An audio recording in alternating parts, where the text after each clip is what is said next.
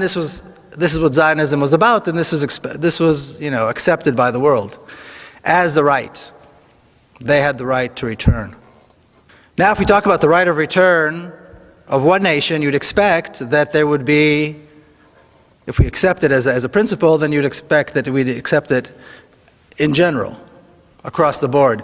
Yet when people talk about the right of return of Palestinians to their homeland, suddenly a red line comes up and everybody says, no, we can't talk about the right of return of the Palestinians. American money is poured into this project to build what is called the new city of David, an archaeological park. And a community of 50,000 Palestinians has to be terrorized in order to leave. Their homes are being destroyed in order to make this point. This fictional, mythical connection between the ancient kingdom of King David and today's Israel. That I realized why this story was bothering me all those years. Because the story was bothering me. There was something about it that was troubling. And only now I realized it was troubling because it contradicted the national narrative. It contradicted what I learned in school. That the Arabs attacked, we won, they left, and we get the spoils. So what's wrong with taking their homes? If this is the truth, then there's no wrong in taking their homes. They attacked, and we won. It's fair enough. But once again, like I said, hearing this story in the back of my mind over and over and over again kind of troubled me. And this is exactly why. The truth lays in the personal story, not in the national narrative. Well, the story, I should say, that we're told about the 1967 war is that once again Israel was attacked by 3 massive armies intending to destroy it. And once again, miraculously, somehow, we, the Israelis, prevailed. Because we're smarter and because we're better trained and we're more motivated, and as we heard now recently, we're somehow culturally superior as well, perhaps.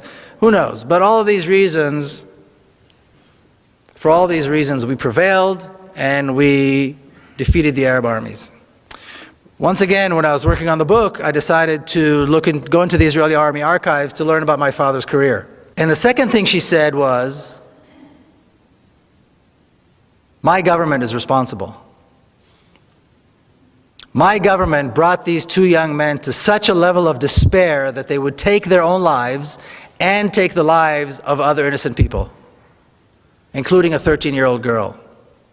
The brutal oppression under which the Palestinians have to live because of us is the cause of this. That is why this is happening. If we want this to happen, we have to lift the oppression. As long as Palestinians are denied hope, and denied freedom, and denied water, and denied their land and their homes, this will continue to happen. I point a finger at my own government. And interestingly enough, Bibi Netanyahu, who's today Prime Minister, was Prime Minister then as well. He also used to be a close personal friend of my sister because they went to school together in Jerusalem.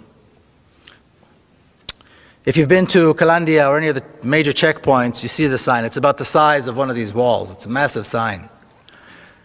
And as you can see, it's white letters over a red background, which usually means danger. And of course, it's in Hebrew. And what the sign says is that this road leads to Area A, which is under Palestinian control. And entry to Israelis into Area A is forbidden. It's life-threatening, and it's a felony. And if you notice, there are 2 exclamation marks. So if you're not scared yet, the 2 exclamation marks will probably do the trick. Now you'll also notice that unless you can read Hebrew, this is irrelevant. It's only true if you can read Hebrew. Now, if you see a sign like that, and you have any sense at all, you turn around and go home. Who in his right mind would see a sign that says danger, firing zone, and walk right into it? My good fortune was that I don't have that kind of sense, and that I have many friends who don't have that kind of sense, and we went right through. And I've been going right through these checkpoints and right through that sign every single time I go visit my friends on the other side of the wall. And what's interesting is I always see the same thing. From the very first time all the way to today, it's been several years, every time I cross that that wall, every time I cross the sign, I see the exact same thing. I see traffic jams.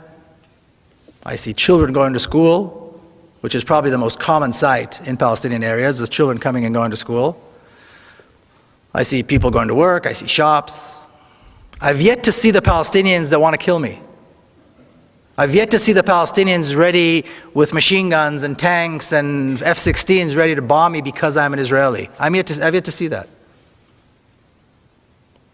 And I know that many other Israelis who do this haven't seen it either. And with time, I began to realize this sign has nothing to do with security. The wall has nothing to do with security.